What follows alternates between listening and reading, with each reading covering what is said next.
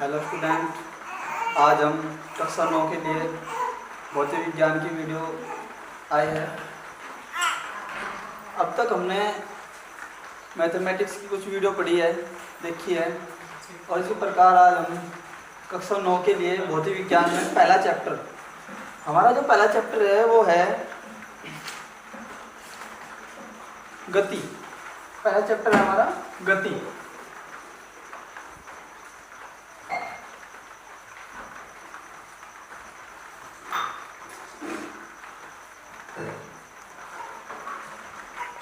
गति, इसे हम इंग्लिश में बोलते हैं मोशन। अब हम देखते हैं कि हमारा जो वातावरण है, हमारा जो ये प्राकृतिक प्रकृति है, इसमें हर एक चीज़ जो भी वस्तु है, चाहे वो कुछ भी संसाधन है या और भी कुछ, वो हमारा एक गति में है। कोई भी चीज़ ले लो, हवा है आपकी, ये भी गति में है, आदमी है चलता है, वो भी गति है। इसी प्रकार से तो पहली बात है हमारी, भौतिक विज्ञान है क्या? भौतिक विज्ञान क्या है? भौतिक तो वो है जो हम फिलहाल देखते हैं, जो भी हमारे संसाधन मिले हुए हमें, ये सब भौतिक के अंदर आओ। और पहली बात है हमारे लिए विज्ञान क्या है? विज्ञान के लिए हमने लिखा है विज्ञान इंग्लिश में साइंस बोलते हैं। विज्ञान शब्द वी प्लस ज्ञान से मिलकर बना है। विज्ञान शब्द वी प्लस ज्ञान शब्द से मिलकर बना है, जिसका अर्थ है विशिष्ट ज्ञान। विशिष्ट क्या हो? विशिष्ट होता है जो हमारे लिए एक विशेष प्रकार से, जो हमारे लिए एक विशेष हो। विशिष्ट ज्ञान अर्थात विशेष प्रकार का ज्ञान, इसे अंग्रेजी में साइंस कहते हैं। हमने बताया विज्ञान क्या है, वी प्लस ज्ञान शब्द से मिलकर बना है, और यह क्या है? विशिष्ट ज्ञान है, और यह विशेष प्रकार का ज्ञान को हम विज्ञान कहते हैं। इंग्लिश में तो बोलते हैं साइंस। अब साइंस शब्द आया कहाँ से? साइंस शब्द की उत्पत्ति लैटिन भाषा के शब्द स्काई से हुई है। जो साइंस शब्द है उसकी उत्पत्ति हुई है हमारी लैटिन भाषा के स्काई शब्द से हुई है, जिसका अर्थ है जानना, नाउ या समझना, टू अंडरस्टैंड।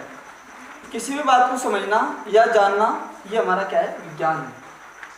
किसी विषय का क्रमबद्ध, ये हमारी सेकंड परिभाषा शुरू होती है यहाँ से।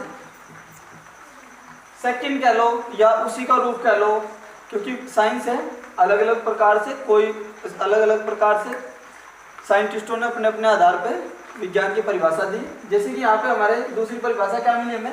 किसी विषय का क्रमबद्ध सुव्यवस्थित, क्रमबद्ध क्रम के अनुसार एक के बाद एक, सुव्यवस्थित हर प्रकार से व्यवस्थित हो, सुसंगठित हो, ज्ञान ही विज्ञान कहलाता है। किसी भी विषय का, किसी भी सब्जेक्ट का, किसी भी मैटर, कोई भी आप समस्या ले लो, कोई भी समाधान, क्या है इसका? कि क्रमबद्ध और सुव्यवस्थित और सुसंगठित ज्ञान ही विज्ञान कहलाता है। अब भौतिक विज्ञान, अब विज्ञान है क्या? विज्ञान तो हमारा पता चल गया क्या है।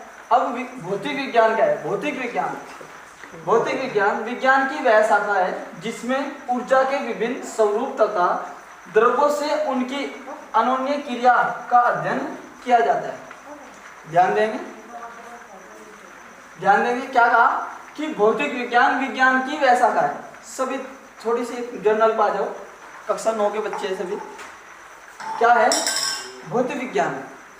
जो भी आप भौतिक संसाधन देख रहे हैं, जैसे कि आपके यहाँ, आपके घर में बहुत सारी चीज़ें हैं, मोबाइल फ़ोन है, आपके मशीनें हैं, बाइक है, आपके कार है, बसेस है, ये सब क्या है? आपके भौतिक संसाधन, जो आपकी भौतिक सुविधाओं को, भौतिक कार्यों को, ये आपके लिए भौतिक संसाधन है। सारे सुलभता से करते हैं कार्यों को।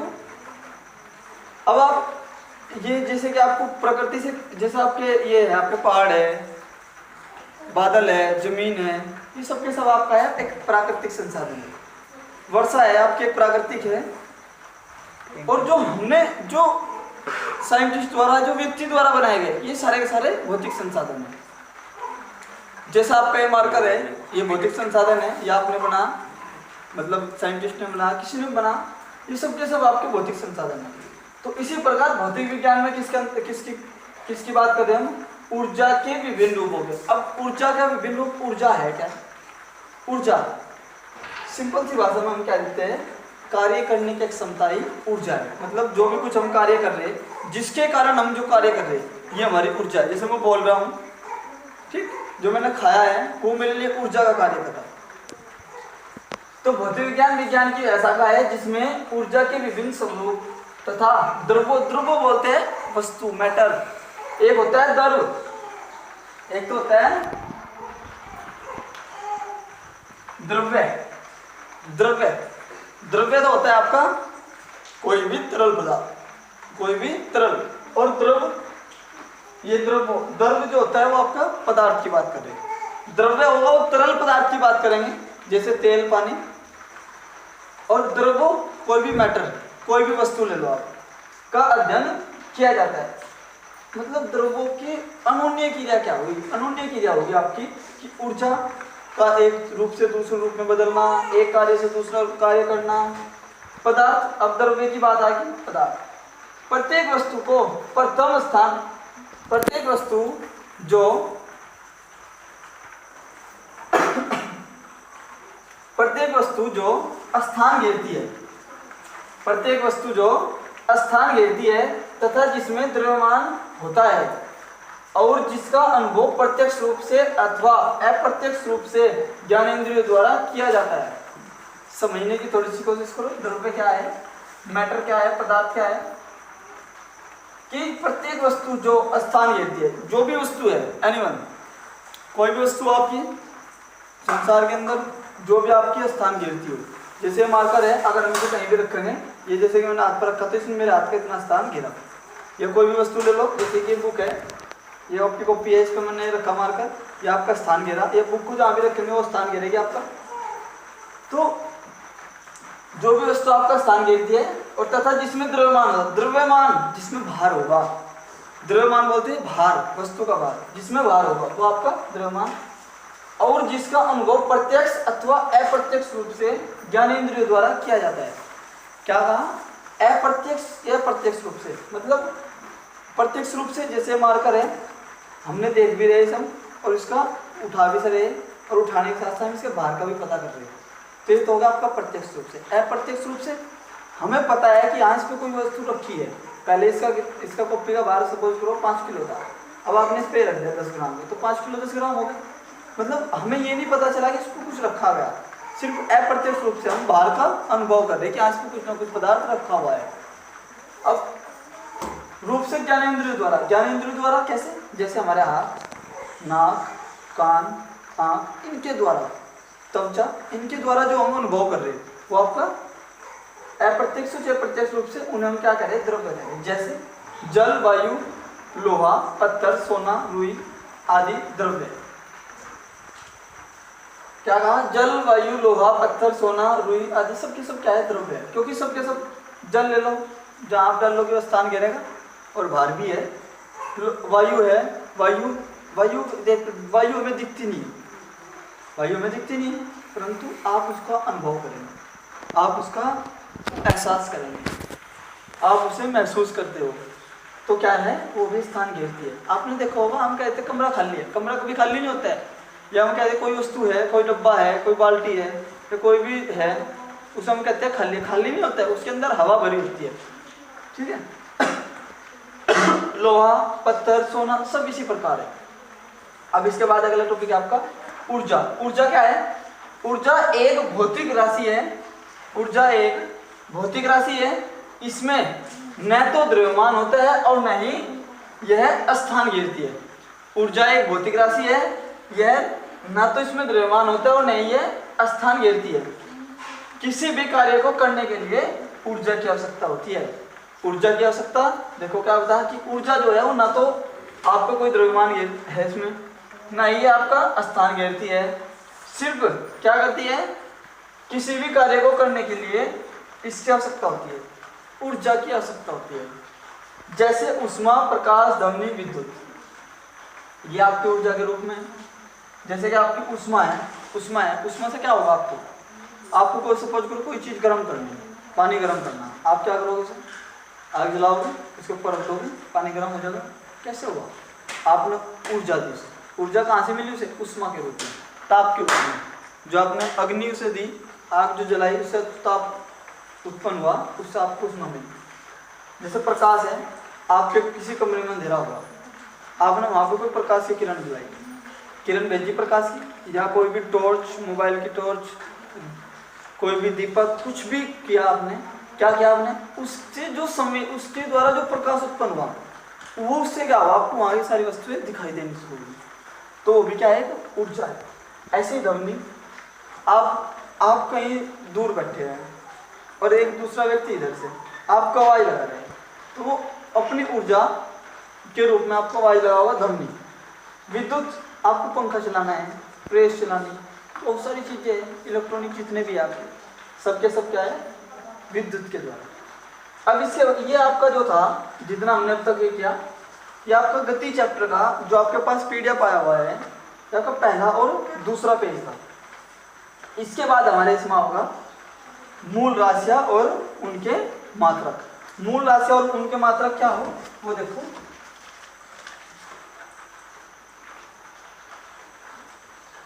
मूल राशियाँ और उनके मात्रक,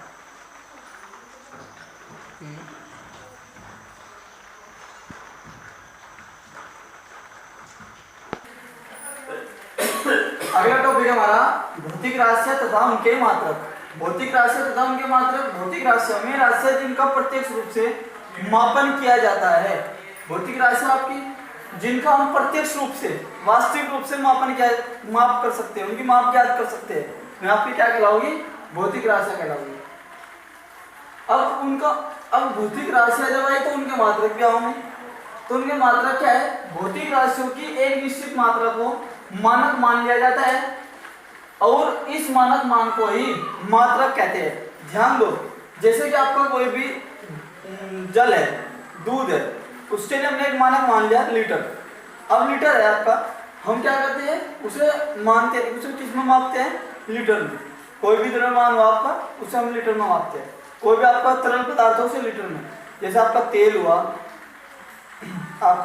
पानी हुआ, कुछ भी डीजल पेट्रोल कुछ भी ले लो आप, उसका क्या करते हैं, लीटर में मापते हैं। अब आपका उसके बाद मूल राशियां और मूल मात्रक।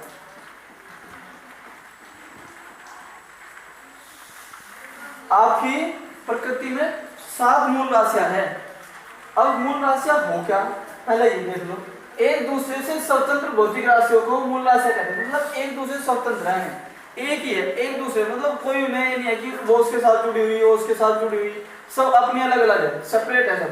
तो एक दूसरे से स्वतंत्र भौतिक राशियों को मूल राशियां कहते हैं। अब उनका मात्रक, जब भौतिक देखो, तो हमारे पास भौतिक राशियां थी तो उसका मात्रक क्या था, भौतिक मात्रक था, सिंपल। इसी प्रकार आपका मूल राशियां जब आई, इसी प्रकार आपका जो मूल राशि आई, तो अब क्या है आपका मूल मात्रक। मूल राशियों के जो मात्रक हो गए मूल मात्रक कहलाएंगे। तो लिख दिया हमने, मूल राशियों के माप को व्यक्त करने के लिए उपयोग में लाए जाने वाले मात्रक को मूल मात्रक कहते हैं। अब हमारे जो मूल राशियां है और मूल मात्रक है कौन कौन से, अभी लिखेंगे।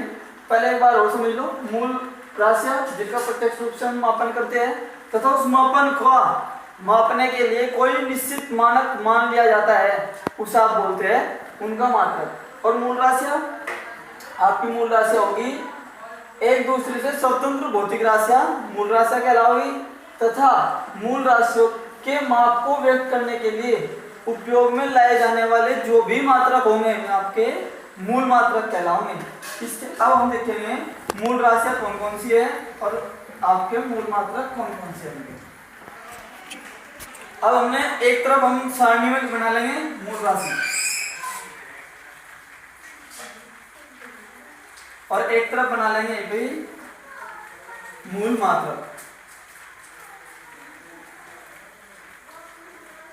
इधर मूल राशि लिखते चले जाएं और इधर आपकी मूल मात्रक लिखते चले जाएं, ठीक है। चलो, मूल राशि, पहली मूल राशि आपकी लंबाई।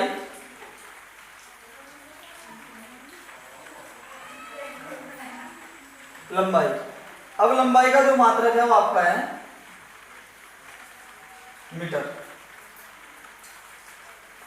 लंबाई आपकी एल से प्रदर्शित करते हैं, क्योंकि इंग्लिश में से लेंथ बोलते हैं, और मीटर आपका एम से। और इसी प्रकार आपका अगला जो है वो है आपका द्रव्यमान।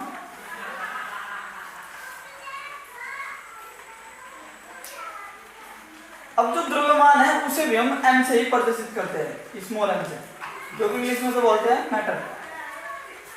इसका जो मात्रक है वो आपका किलोग्राम,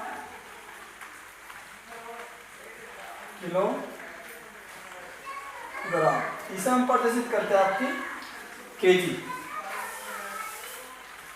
इसके बाद आपका जो अगली मूल राशि है नंबर 3 समय, इसे हम टी से प्रदर्शित करते हैं टाइम।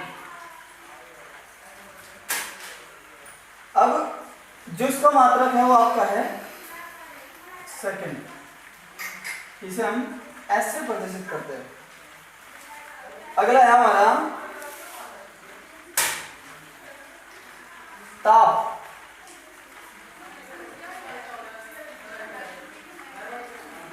और ताप को हम प्रदर्शित करते हैं टी से, क्योंकि इंग्लिश में बोलते हैं इसको भी टेम्परेचर। और जो इसका मात्रक है वो है केल्विन।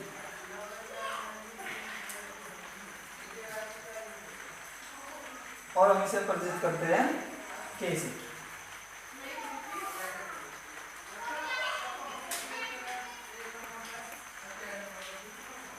इसे स्मॉल टी से कर लो, इसे कैपिटल टी से। इसके बाद आपका ज्योति तीव्रता, ये भी आपका मात्रक है ज्योति तीव्रता। ज्योति तीव्रता का जो मात्रक आपको है कैंडिला, और हम इसे प्रदर्शित करते हैं CD से।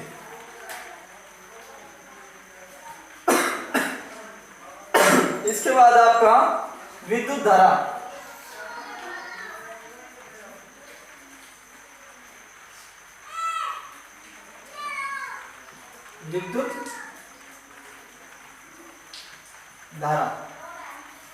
इसका मात्रक है आपका एम्पियर। इसे आप प्रदर्शित करते हैं ए से। और उसके बाद आपका लास्ट है नंबर 7 पदार्थ की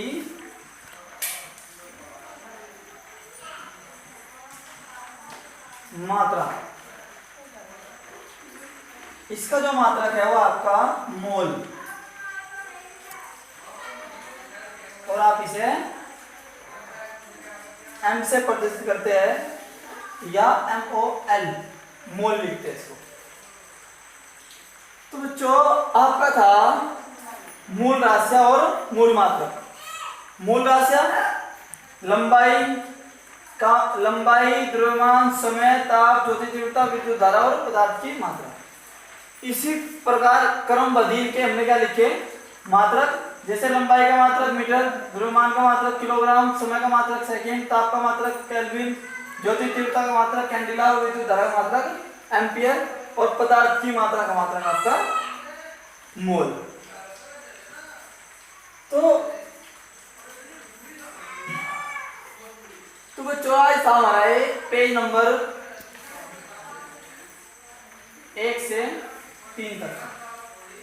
जो आपके पास PDF आया हुआ है उसमें आपको पेज नंबर 1 से 3 तक का कार्य था वो हमने आज ऑन बोर्ड कर दिया। इसके बाद आपका अगला टॉपिक है गति।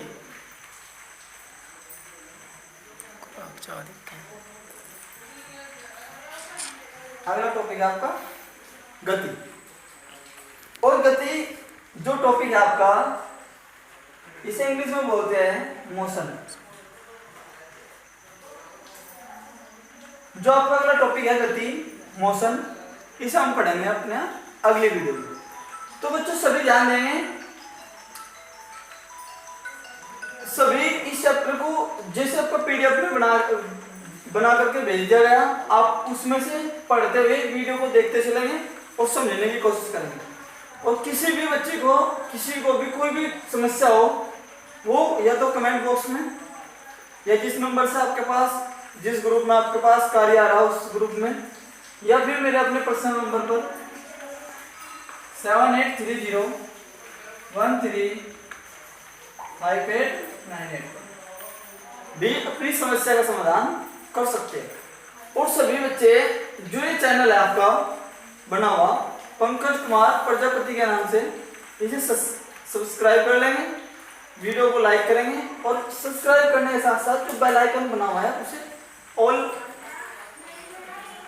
ऑन कर लेंगे ऑल पे, जिससे कि जितनी भी वीडियो आपके पास होगी वो आपके पास सबसे पहले पहुंच सके। और किसी भी प्रकार की कोई भी समस्या आप कॉल करके व्हाट्सएप पे पूछ सकते हैं। धन्यवाद।